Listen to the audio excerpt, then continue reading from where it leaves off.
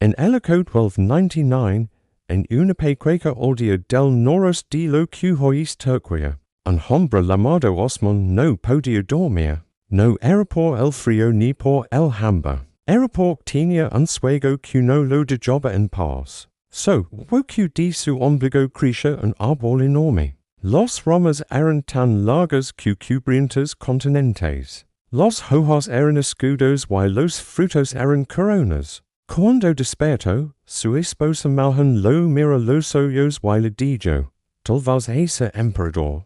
Osman solo tenía 400 guerreros, 400 hombres con espadas viejas y caballos flacos. Del otro lado del velo estaba el Imperio Bizantino, que llevaba 1000 años gobernando. Pero Osman no era tonto. Sabía que los imperios grandes también se pudren por dentro. Los bizantinos estaban cansados. Los comerciantes italianos controlaban sus puertos. Los mercenarios catalanes, que habían venido a defenderlos, terminaron saqueando sus ciudades. El emperador Andrónico, sentado en su trono de oro, tomó una decisión que parecía inteligente. Pagarles a los turcos para que no atacaran. Así que Codurco, los bizantinos mandaban monedas de plata a Osman. Y Osman, con esas monedas, compraba más espadas, y más caballos. En Elico 1302, Osman mira sus hombres y dijo, ya basta. Bajaron de los montagues y se encontraron con el ejército bizantino en un lugar llamado Bafia. No fue una batalla épica, fue una pelea corta y violenta. Los bizantinos huyeron, y los turcos descubrieron algo que nunca olvidarían. Podían ganar. Osman no quemó las iglesias, no mató a los campesinos. Les dijo, ustedes siembran su trigo y pagan sus impuestos. Pero ahora me los pagan a mí. Los campesinos bizantinos hicieron cuentas. Los impuestos de Osman eran más bajos que los de Constantinopla. Así que muchos pensaron, pero que defender a un emperador que nos exprime. Si este nuevo siglo nos deja vivir en paz, así, sin grandes batallas. El pequeño estado de Osman comenzó a crecer. Su hidro ojan fue más lejos. En 1326 tomó Bursa, una ciudad importante, y lo convirtió en su capital. Allí construyeron mezquitas, mercados, baús públicos. La gente veía que aquellos turcos no solo sabían pelear, también sabían construir. El verdadero salto liga en 1354. Un terremoto sacudió la península de Gallipoli. Las murallas de la ciudad bizantina se vinieron abajo como castillos de naipes. Solimán, el hidro de Orhan, cruzó el estrecho con sus hombres. No hubo resistencia. Solo entraron por donde antes había puertas. Europa, por primera vez, estaba abierta. Pero en París, en Londres, en Roma, nadie me ala. Pensaban, son problemas de griegos con turcos. En una provincia lejana que ni siquiera sabemos pronunciar. Es silencio duraría 700 ecos. Murad, el nieto de Osman, no tenía la paciencia de su abuelo. Murad quería sangre. En 1361 tomó Adrianopolis, la segunda ciudad más grande del Imperio Bizantino. La renombra Edom y cortó el camino, entre Constantinopla y Europa. Ahora sí los reyes cristianos despertaron. El Papa Bonovi predicó. Una cruzada, llegaron caballeros de Francia, de Saboya, de Hungría, de Venecia. Todos con armaduras brillantes y promesas de gloria. En 1371, en las orillas del río Maritza, los otomanos no les dieron tiempo de formar batalla. Cayeron de noche. Cuando los caballeros dormían borrachos después de celebrar su próxima victoria, las flechas silbaron en la oscuridad. El rey de Serbia intenta cruzar el río con su armadura puesta. Pesaba 30 kilos. Se hundía como una piedra. Murad caminó entre los cadáveres y puso su pie sobre el cuerpo del rey. Los Balcanes eran suyos. Pero Murad Tinia and Hijo Lamado Bayaceto. Rapido. Intelligent y cruel. Demasiado cruel. Bayaceto moto sus propios hermanos mientras su padre on. Vivia. Murad Laura. Pero no lo castigo. Necesitaba herederos con sangre en los manos. En 1389, en el campo de Kosovo, los ejércitos se miraron frente a frente. Durante la batalla, un noble serbio se hizo pasar por desertor, se acerca al sultán y le clava un pupil en el pecho. Murad cae de su caballo. Bayaceto no derrama una lágrima. Ocultó el cuerpo de su padre. Siguió dando órdenes con voz firme. Ejecutó al rey serbio. Luego mandó lama a su hermano Jacob, que había peleado a su lado todo el día. Y ordenó que lo estrangularan con una cuerda de seda. Esa noche, el Imperio Otomano dice el sueño de Alhambra. Se convirtió en la pesadilla de Europa. Bayaceto era rapido. Tan rapido que le dicen Yildirim. El reo puso sitio a Constantinopla en 1394. El emperador Manuel II rezaba en Santa Sofía mientras los riots golpeaban las murallas de Teodosio, construidas 1000 años antes. Pero el reo nunca entró a Constantinopla. Porque desde el est liga un hombre más viejo, más cojo y más cruel. Se llamaba Tamerlán. En 1402, en Ankara, los dos imperios chocaron. Bayaceto tenía elefantes, cacones y janizaros. Tamerlán tenía una paciencia glacial y una red de traiciones tallida durante años. Cuando los soldados turcos vieron a sus familias en el bando enemigo, cambiaron de chaqueta. Bayaceto fue capturado. Tamerlán lo metió en una jaula y lo pasea como un animal. El Imperio Otomano, que había devorado reinos enteros, comenzó a devorarse a sí mismo. 4 príncipes. 11 años de guerra civil. Hermanos contra hermanos, primos contra primos. Constantinopla respira. Los reinos cristianos respiraron. Pero nadie remoto a la bestia herida. Los venecianos vendían armas a todos los bandos. Los húngaros miraban desde sus fronteras sin moverse. Los bizantinos, encerrados tras sus murallas, solo rezaban. En 1413, Mehmet emergía de los cenizas.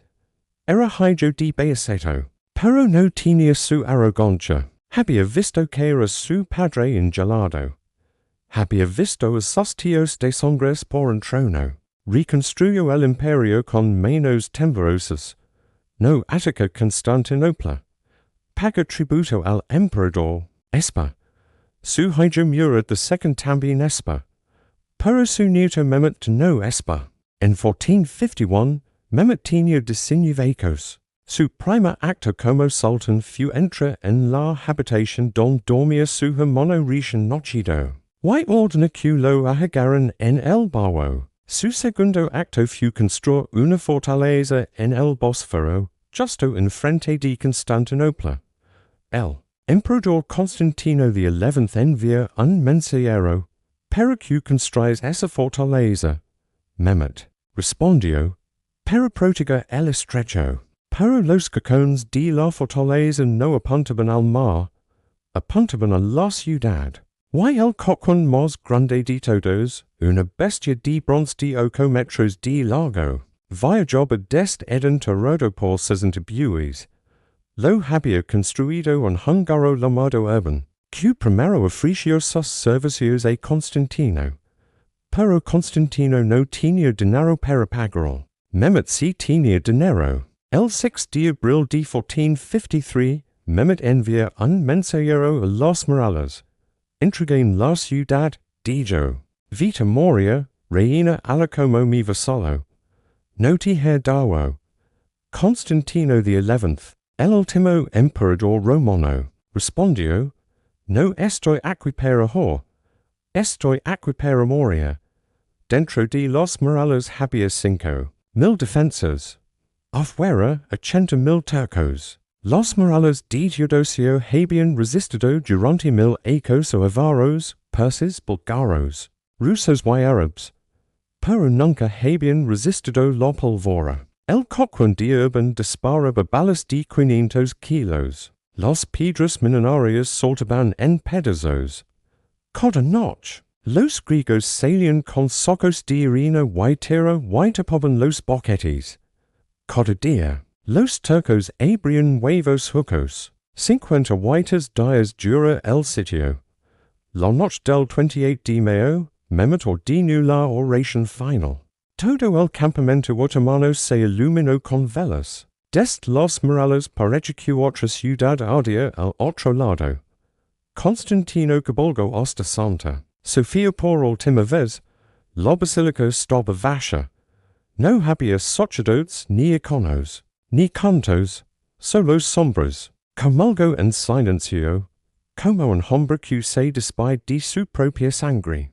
A la madrugada del 29 de mayo, los janízaros encontraron una puerta abierta en la muralla de San Romano. Nadie supo quién la dejó sin cerrar. Pudo ser un era. Pudo ser el cansancio. Pudo ser la traición. Entraron como el agua entra en un barco que se hunde.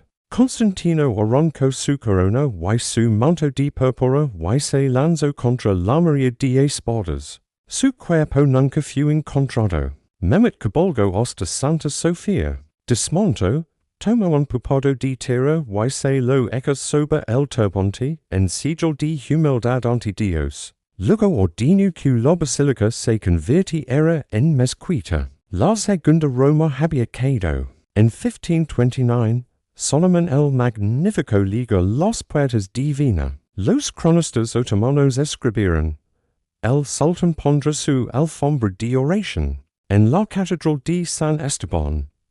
Pero lo vio durante semanas. El barro se tragaba los cacones. Los caballos se hundían hasta las rodillas. Los refuerzos alemanes bajaban por el Danubio en cientos de barcos. Solimán levantó el sitio. No lo sabía, pero esa fue la frontera. El imperio había alcanzado su punto más alto. Desde ahí, todo se recuesta abajo. En 1571, en Lepanto, una coalición cristiana destruyó la flota otomana. Miguel de Cervantes perdió un brazo en esa batalla. Los turcos reconstruyeron su armada en Anaco. Pero ya no eran conquistadores, ahora eran guardians, defendiendo lo que sus abuelos habían ganado. En 1683, otro visir, Kara Mustafa, volvió a sitiar Viena. Esta vez lograron los polacos. Juan III Sobieski lideró la mayor carga de caballería de la historia. 18,000 jinetes bajaron de las colinas como una avalancha. Kara Mustafa higher. En Belgrado, los enviados del sultán le entregaron un cordón de seda. Durante 200 años, el Imperio Otomano perdió territorio: Grecia, Serbia, Rumania, Bulgaria, Egipto, Argelia, Túnez. Los periódicos europeos lo llamaban el hombre enfermo de Europa. Los zares rusos esperaban su herencia. Los británicos lo mantenían con vida para que nadie más se llevara el botín. En 1912, Albania se independizó. En 1913, los Balcanes se levantaron. Constantinopla ya solo controlaba unos pocos kilómetros alrededor de la ciudad. El 13 de noviembre de 1918, el primer soldado aliado entró en Estambul. No era un guerrero con espada, era un marine británico con un fusil. Camino hasta Santa Sofía, mira los minaretes y los frescos. Bizantinos medio borrados, y incendia un cigarrillo. El Imperio Otomano había durado 620 años. Había comenzado con un hombre que tuvo un sueño. Terminó con un hombre cansado que abordó un tren británico con destino a Malta. Mehmet VI, el último sultán, llevaba una maleta pequeña. DJ otras palacios, mezquitas, jardines y un imperio que una vez cubriotas continentes. Pero el árbol que Osman vio en su sueño no murió del todo. Sus raíces siguen bajo los cales de Estambul, bajo los zocos de Jerusalén, bajo los mezquitas de El Cairo, bajo los puentes de Sarajevo. Setecientos años después, Europa todavía camina sobre esa sombra. Y los cicatrices de aquel martillo o no terminan de cerrar. La noche del 5 de abril de 1453. Un hombre de 49 años caminaba solo por los murales de Constantinopla. Se llamaba Constantino, y era el emperador romano. No llevaba corona. No llevaba armadura. Solo una copa oscura para protegerse del frío. Miraba las hogueras del campamento otomano. Miles y miles de puntos de luz que se extendían hasta donde alcanzaba la vista. Y sabía que aquella era su última noche en la tierra. Constantino no había perdido su emperador.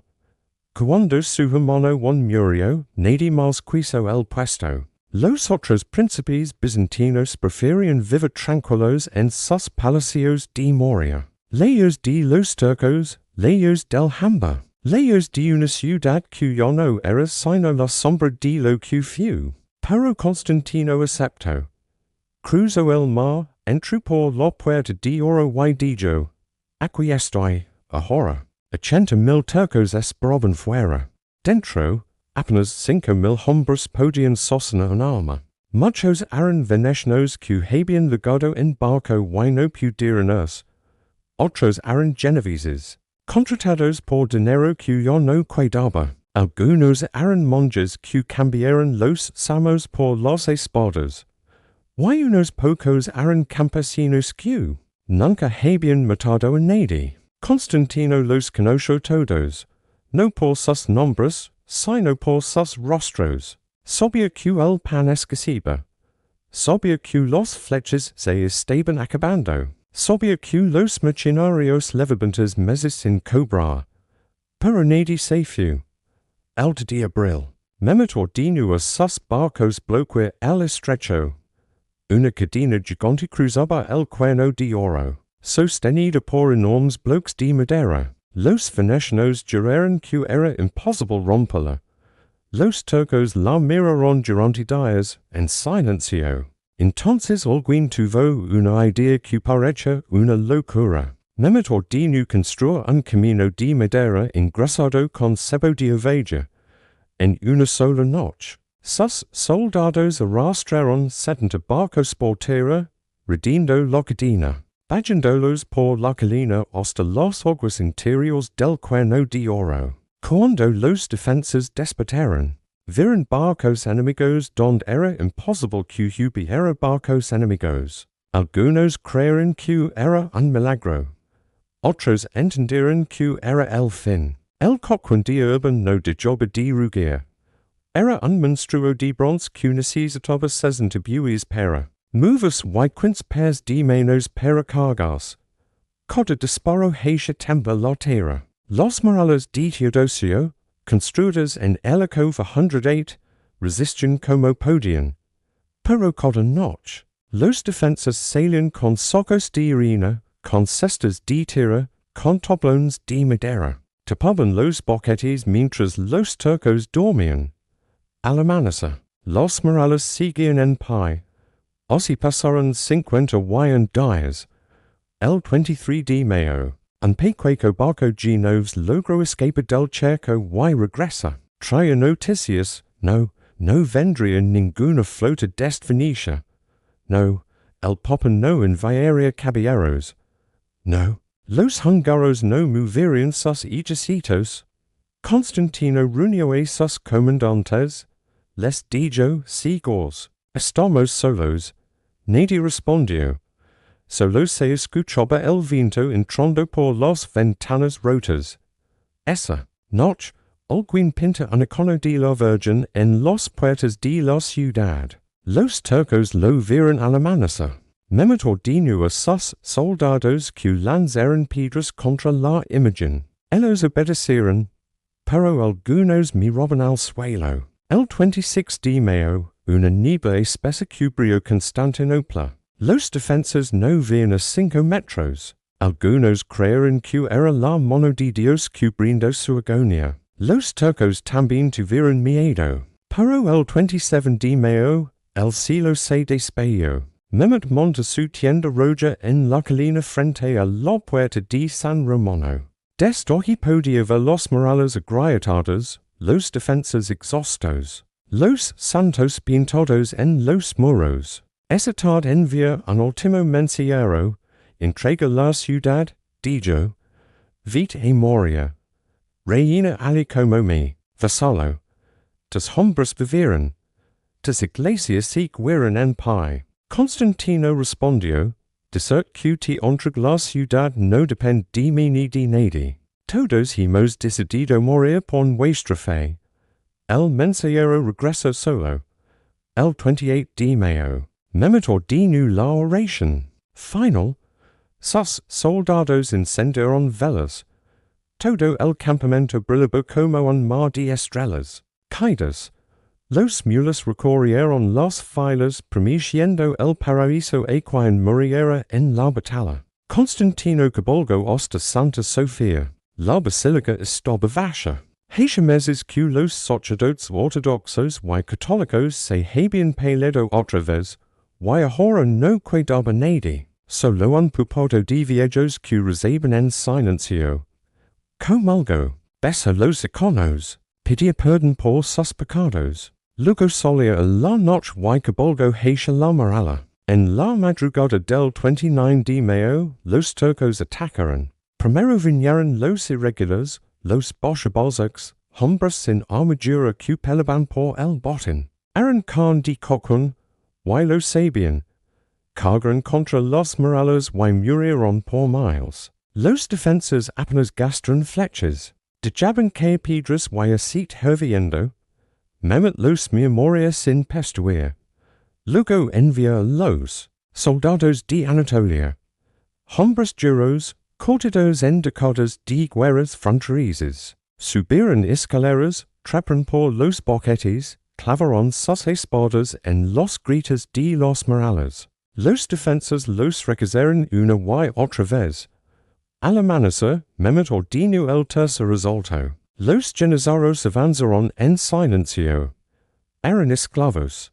Hijos de campesinos cristianos arrancados de sus hogares. Convertidos en la mayor infantería del mundo. Levaban túnicas blancas y arrastraban sus arcos por el suelo. Nadie gritaba. Solo se escuchaban sus pasos. Encontraron una puerta abierta en la muralla de San Romano. La puerta de Porta. Alguien la había dejado sin asegurar durante la noche. Nunca se supo si fue un error, un olvido o una traición. Entraron como el agua. Justiniani, el comandante Genoves, recibió un flechazo en el pecho. Sus hombres lo levaron hacia los barcos. Los defensores vieron ahora sus mayores soldados y el pánico corrió como pólvora. Constantino arrojó su corona al suelo. Arrancó el aguila bicéfala de su copa. Tomó su espada y se lanzó contra los janízaros. Sus últimas palabras, siguen cantaron después fueron, la ciudad está perdida, pero yo no. Su cuerpo nunca apareció. Mehmet entró en Constantinopla al mediodía. Cabalgó despacio, mirando las cosas. Veces, las puertas rotas, los cuerpos en los calles. Alguien había saqueado ya las iglesias, las tabernas, los palacios. Liga Santa Sofía. Un soldado estaba arrancando las losetas de mármol del suelo. Mehmet desmontó, tomó un puñado de tierra y se lo echó sobre el turbante. Entró en la basílica. Caminó hasta el altar y levantó la mano. Que se detenga el saqueo, dijo. Esta es mi casa. Luego ordenó que un mula subiera al púlpito y contara la llamada a la oración. El primer almudano. Bizantino tuvo miedo. Su voz tembló. Pero cantó. Dentro de la basilica, on savian los rostros de los santos en los mosaicos, mi robin hacia apogeo. Hacia los turcos que rezaban bajo sus pies, mil ecos de Imperio Cristiano terminaron esa tarde. Pero Constantinopla no murió. Se convirtió en Estambul. Las iglesias se volvieron mezquitas. Los nombres griegos se volvieron turcos. El patriarca ortodoxo, encerrado en un barrio pobre, on bendecha a sus fieles en voz baja. Los venecianos, que habían prometido ayudar y nunca llegaron, perdieron el monopolio del comercio. Los genoveses, que habían vendido información a los turcos, perdieron el alma. Y en Roma, el Papa Nicolás V Lora cuando supo la noticia, escribía cartas a todos los reyes de Europa. El Oriente está perdido, dice. Ahora los turcos vendrán por nosotros. Pero los turcos no vinieron. No Isaco. No el siguiente. Tardaron 80 ecos en Liga a Viena. Y cuando llegaron, Europa ya había olvidado el lanto del Papa. Constantino, el último romano, no tuvo tumba. Algunos dijeron que los Janízaros cortaron su cabeza y lo clavaron en una columna. Otros dijeron que un ángel lo bajó del caballo y lo escondía en una cueva, donde espera dormido hasta que los cristianos recuperan la ciudad.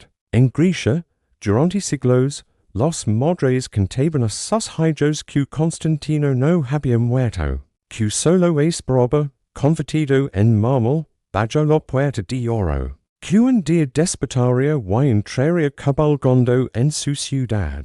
Este nunca liga, pero la puerta de oro sigue en pie. Y en Estambul los pescadores ancianos que lanzan sus redes al amanecer miran hacia las murallas hacia el bosque que nunca terminaron de reparar hacia el lugar donde un emperador sin tumba arrojó su corona al barro y eligió morir de pie. Solimán tenía 25 ecos cuando heredó el trono. Su padre había muerto en una época lejana. Y los visaires llegaron a caballo para anunciar que ahora era el dueño del mundo. Pero Solimán no sonrió.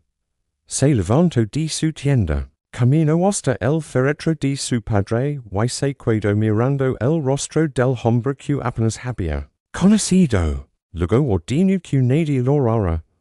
Los imperios no se gobiernan con lágrimas, dijo. En 1520, el Imperio Otomano era una bestia que no sabía cuidarse quieta.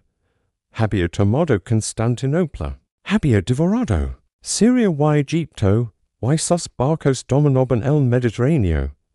Pero los europeos aún respiraban. Los húngaros aún resistían. Los persas aún desafiaban. Solimán no era como su abuelo. No necesitaba demostrar que podía matar a menos. Necesitaba demostrar que podía conquistar lo que ni su abuelo había conquistado. En 1521 miran mapa y seguro un punto. Belgrado. La ciudad era la leve del Danubio. Mientras Belgrado fuera cristiana, los ejércitos húngaros podrían ver por el río y amenazar Estambul. Su bisabuelo Mehmet lo había intentado y fracasó. Los murallas lo humillaron. Solimán ordenó 300 cacones. Los húngaros resistieron 2 semanas. Luego los murallas se dieron. Los turcos entraron y el rey Luis hacia el norte. Dejando atrás a sus soldados, Solimán no quemó la ciudad, no masacró a la población. Les dijo, ahora son mis súbditos.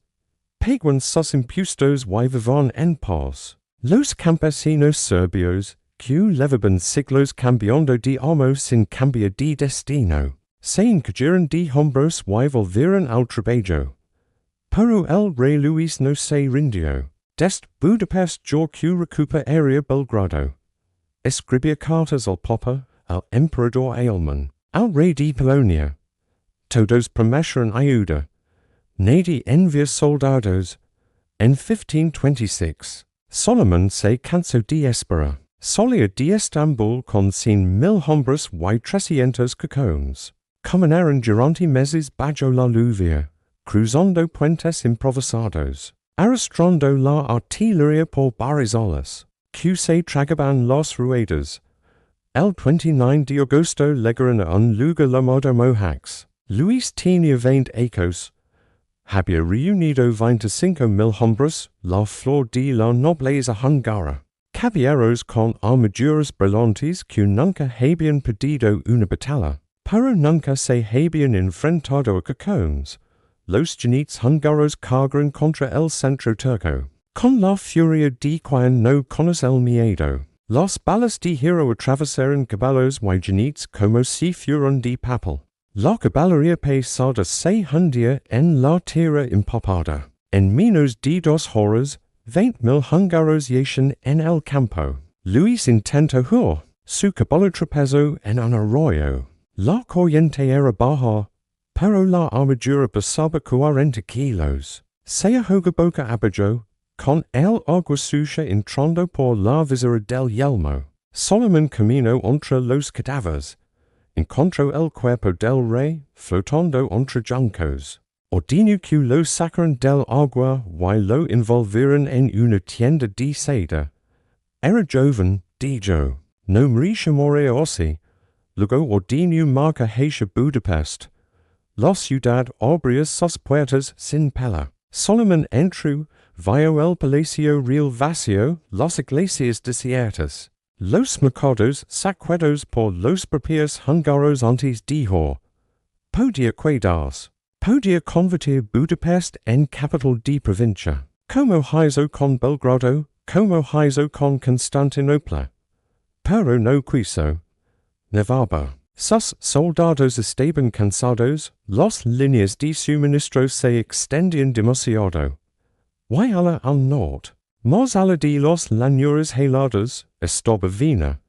No era el momento. Regresó a Estambul con los tesoros.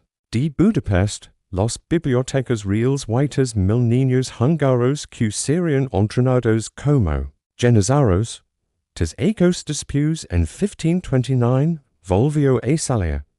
Esta vez Viena. El emperador Carlos V gobernaba medio mundo, pero estaba peleando en Italia. No podía defender Austria.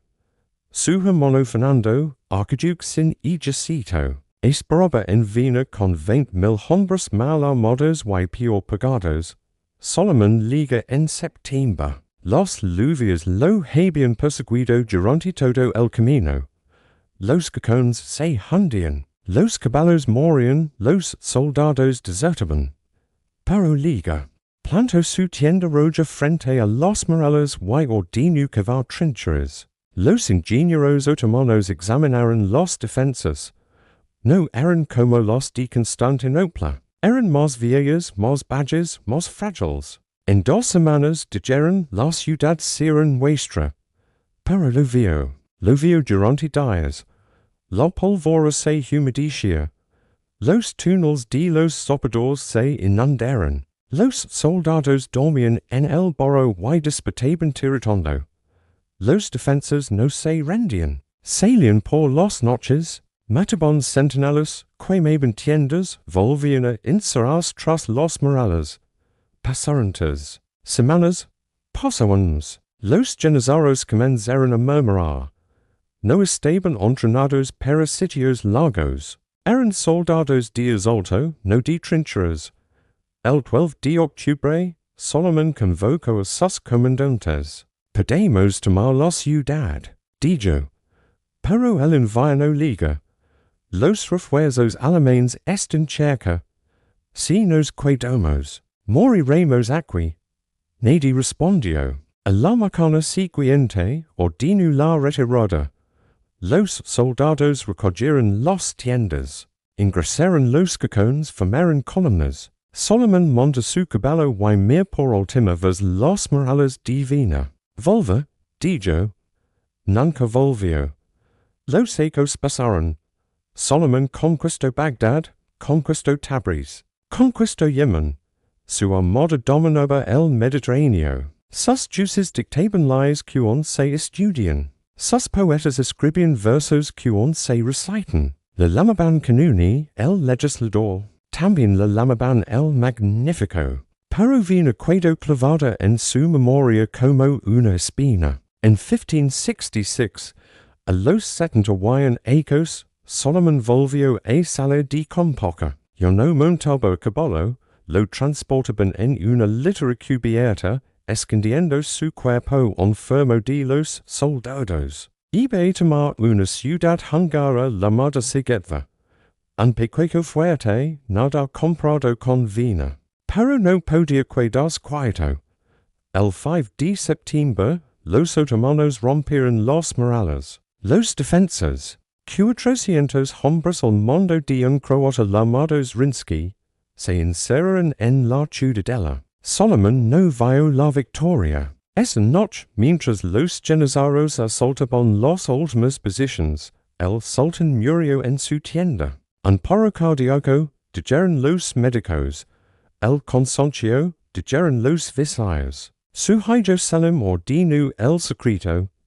Cayeron el cuerpo de su padre. Lo metieron en un ataúd y lo escondieron bajo la tienda. Durante 3 semanas, los escribas falsificaron órdenes. Durante 3 semanas, los cocineros prepararon comidas que nadie comía. Durante 3 semanas, los janízaros creyeron que el viejo sultán dirigía la guerra desde su litera. Cuando Sigeta caía, el ejército emprendía el regreso a Estambul. Solo entonces Selim anunció que su padre había muerto. El cuerpo de Solimán fue enterrado junto a una mezquita que él mismo había mandado construir.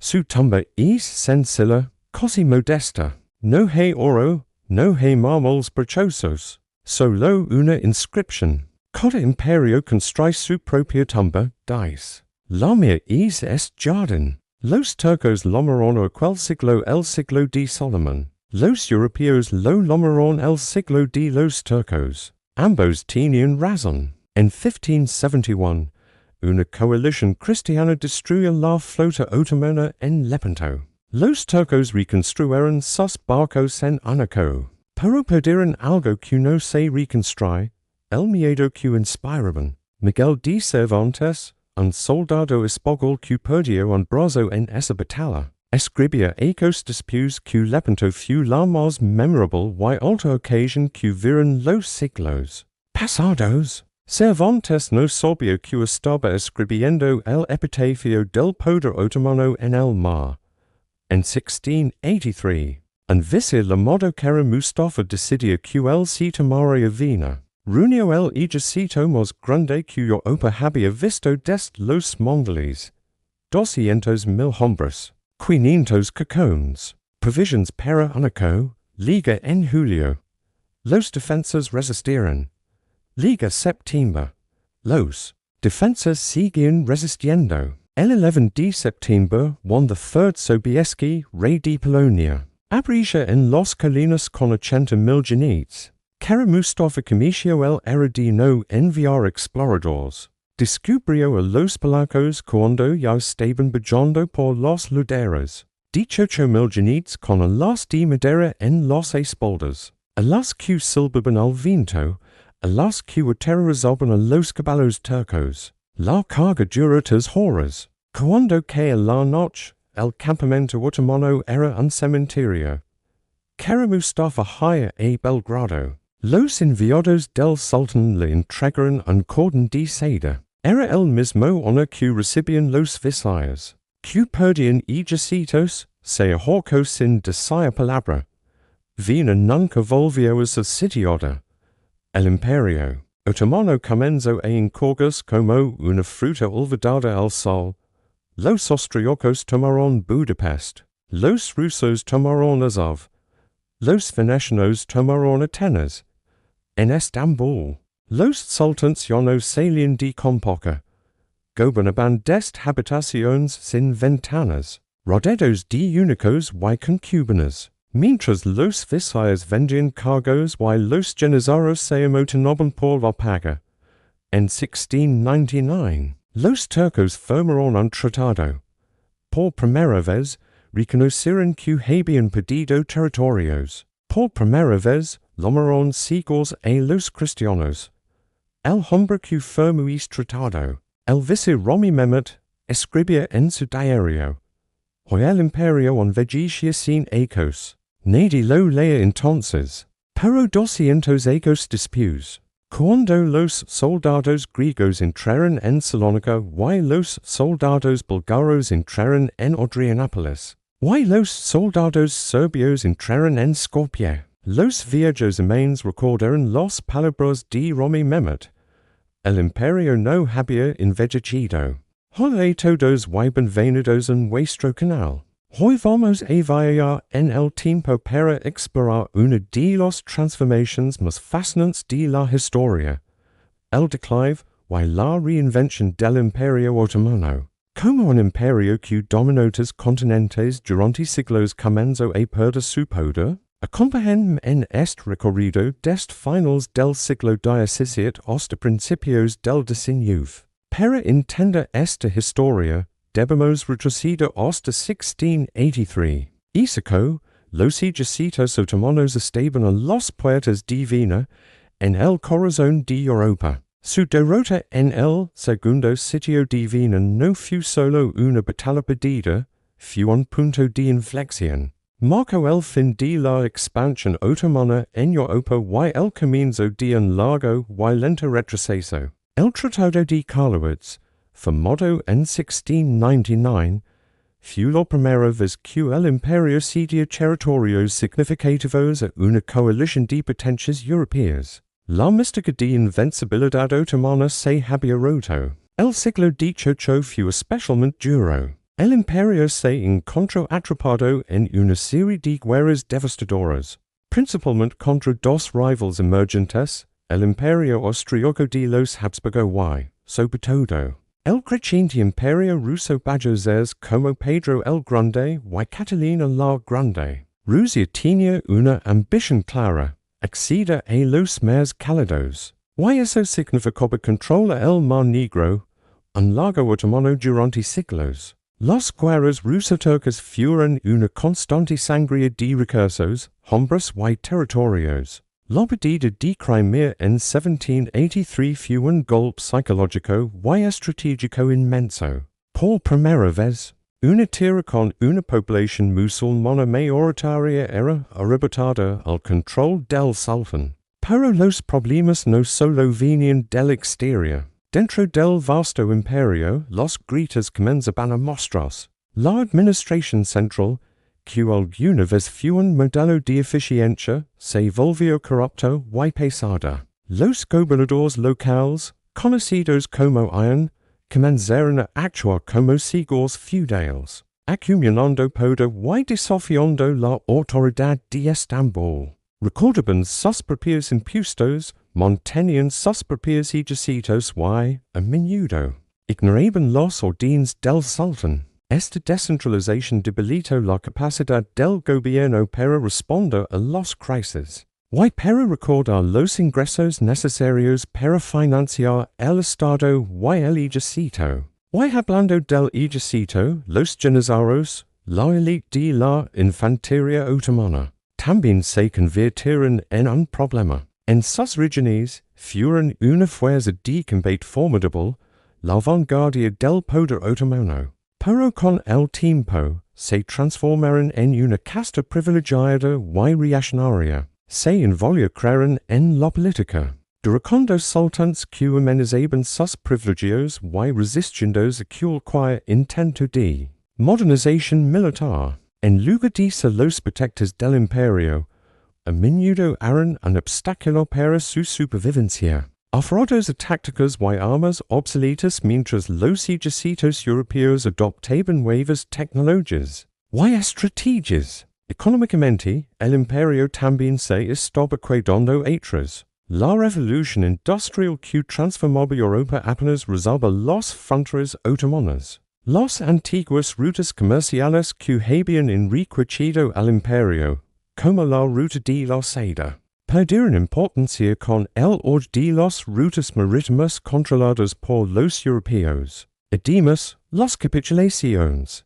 que eran acuerdos comerciales que otorgaban privilegios a los comerciantes europeos. Comenzaron a ser exportados. Estos acuerdos permiten a los europeos comerciar dentro del imperio con impuestos muy bajos, lo que perjudicaba a los productos y comerciantes locales y drenaba la riqueza del Estado. La economía otomana se volvió dependiente y vulnerable. Sin embargo, sería en repente que el Imperio Otomano simplemente se sentía a esperar su fin. Hubo líderes visionarios que entendieron la necesidad urgente de un cambio. Uno de los más importantes fue el sultán Selim III, quien ascendió al trono en 1789, el mismo eco de la Revolución Francesa. Inspirado por los cambios que veía en Europa, Selim lanzó un ambicioso programa de reformas conocido como el nizam de un nuevo orden. El objetivo principal de Selim era crear un ejército moderno, entrenado y equipado al estilo europeo, que pudiera reemplazar a los poco fiables janissaries. Fundó nuevas escuelas de ingeniería y artillería, contrató asesores militares franceses y suecos, y comenzó a construir una nueva fuerza disciplinada. Pero sus reformas no se limitaron a lo militar. También intentó modernizar la administración, reformar el sistema fiscal y abrir el imperio a las ideas y tecnologías occidentales.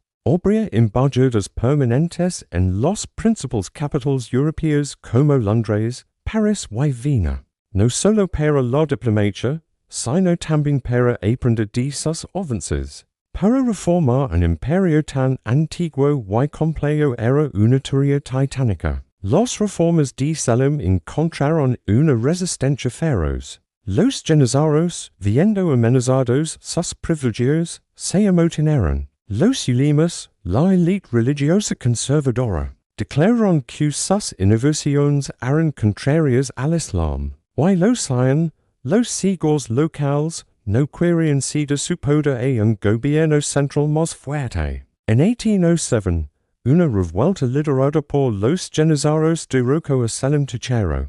Fue encarcelado y, atacado después, asesinado, convirtiéndose en un mártir de la causa reformista. El nuevo orden fue desmantelado y pareció que las fuerzas conservadoras habían triunfado. La caída de Selim sumió al imperio en el caos, pero la semilla de la reforma ya estaba plantada. Su sucesor, Mahmud II, aprendió de los errores de Selim. Mahmud era un superviviente, astuto y paciente. Durante los primeros años de su reinado, consolidó su poder en secreto, esperando el momento adecuado para actuar. Entendía que para que cualquier reforma tuviera éxito, primero debía eliminar a sus principales oponentes. Ese momento llega en 1826, en un evento conocido como el incidente auspicioso. Mahmud II provocó deliberadamente una revuelta de los janissaries y,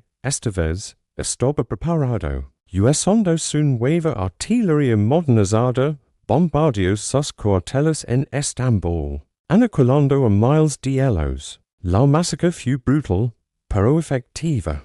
Con la disolución del cuerpo de janissaries después de casi 500 años de existencia, el principal obstáculo para la modernización militar y política había sido eliminado. La eliminación de los janissaries abría las puertas a una era de reformas mucho más profundas que las de Selim. Mahmud II se embarcó en una transformación radical del Estado otomano. Creó un nuevo ejército llamado Asakir-i Manshur-i Mohammedia, o soldados victoriosos de Mahoma, organizado y entrenado siguiendo líneas europeas. Centralizó la administración, abolió el sistema de timor feudal y comenzó a asentar a los poderosos siglos locales, restaurando la autoridad del gobierno central.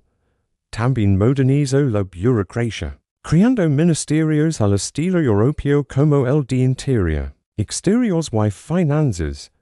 Estableció un servicio postal y los primeros periódicos oficiales del Imperio para difundir información y las directrices del gobierno. Se reforma la vestimenta en la corte y la burocracia, reemplazando los turbantes y túnicas tradicionales por el fez y los trajes de estilo occidental, and cambió simbólico pero muy potente. Fundó escuelas de medicina y militares modernas, sentando las bases para una nueva élite educada en las ciencias occidentales. El periodo que va desde la derrota en Viena hasta las reformas de Mahmud II es una historia de crisis, resistencia y adaptación. El Imperio Otomano, enfrentado a una Europa en plena expansión y a sus propias contradicciones internas, no se derrumbó pasivamente.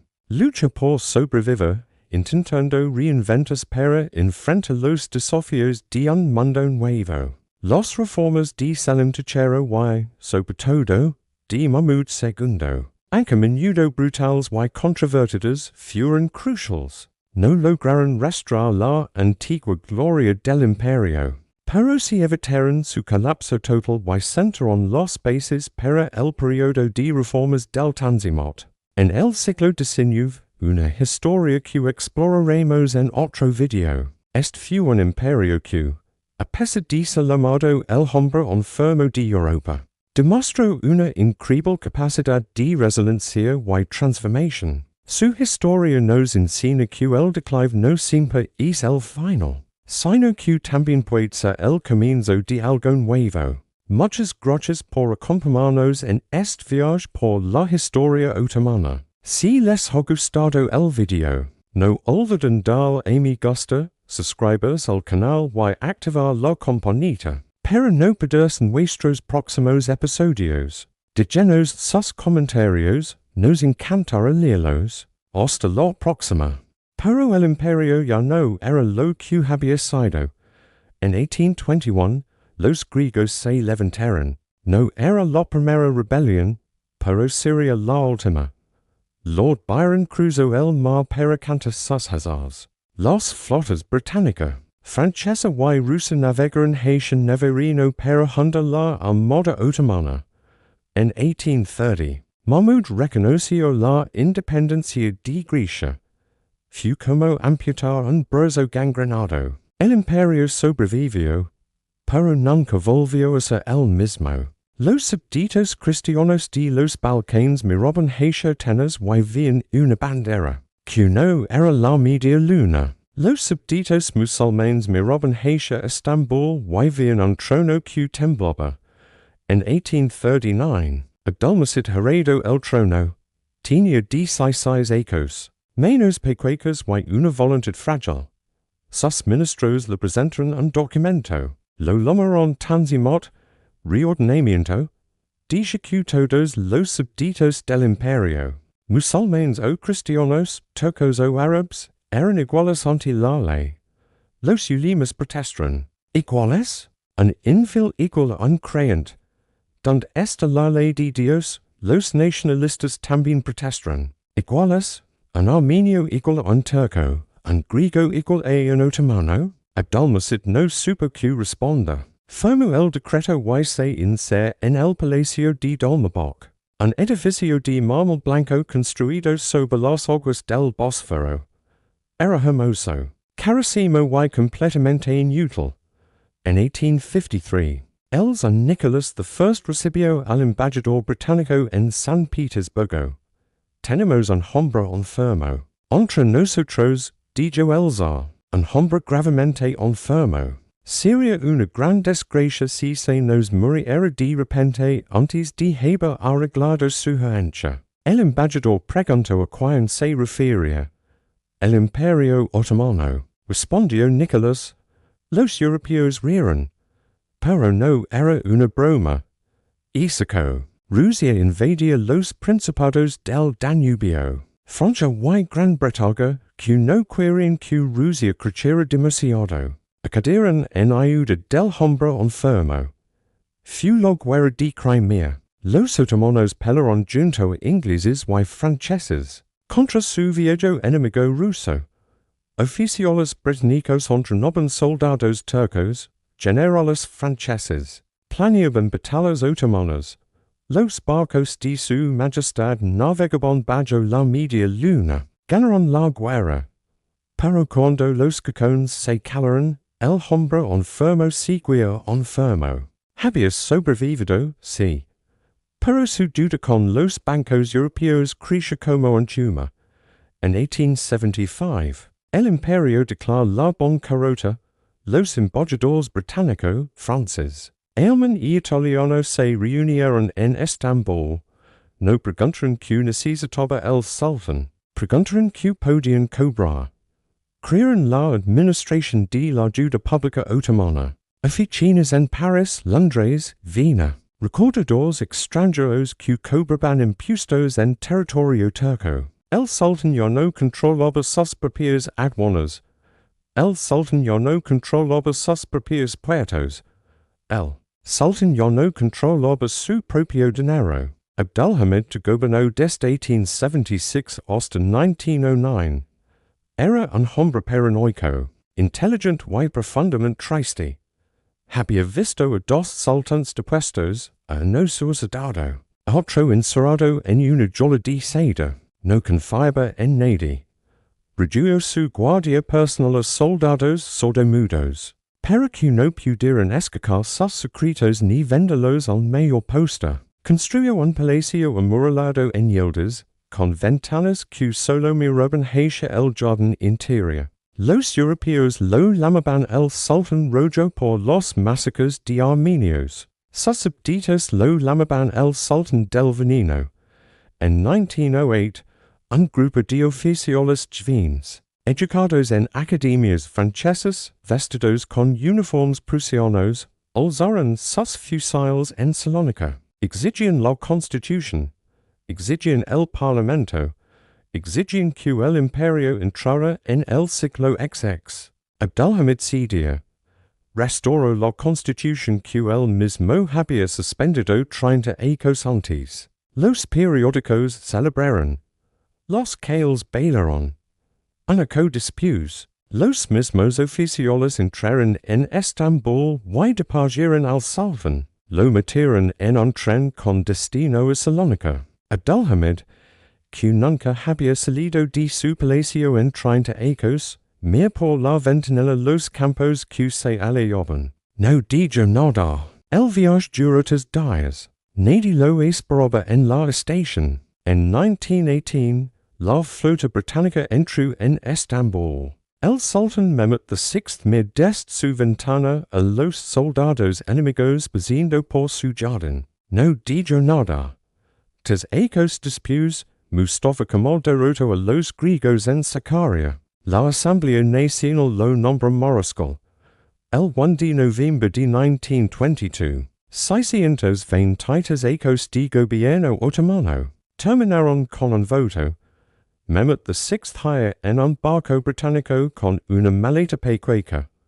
El 3 de marzo de 1924, el último califa abordó un tren hacia Suiza. Detrás quedaron palacios vacíos y un imperio que una vez gobernó 3 continentes. El árbol que Osman sowó en 1299 ya no daba sombra.